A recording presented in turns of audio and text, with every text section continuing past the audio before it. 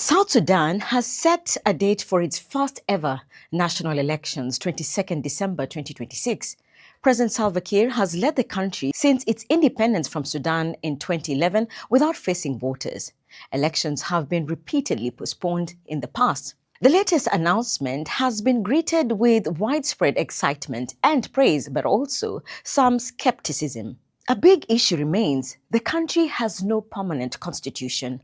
On 15th July, the National Constitutional Review Commission, the body responsible for drafting a permanent constitution, said it had completed public consultations across the country.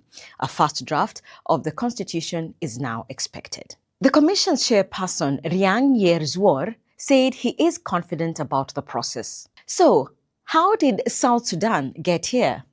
Its transitional constitution was adopted in 2011 as a temporary framework. An attempt to draft a permanent constitution began in 2012, but stopped after a civil war broke out in December 2013. A peace agreement signed in 2015 collapsed in 2016, but was revitalized in 2018.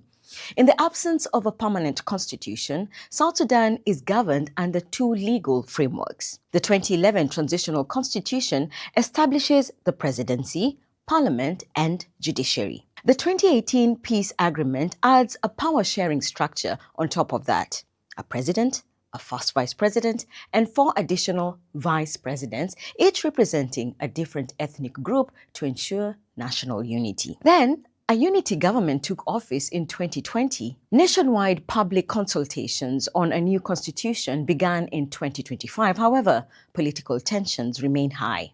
In 2025, first Vice President Riek Machar was placed under house arrest after being suspended from office by President Kiir, his main political rival.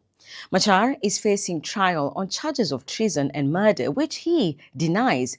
The political tensions, a lack of a permanent constitution, and uncertainty about exact presidential and parliamentary terms are some of the challenges ahead of the elections.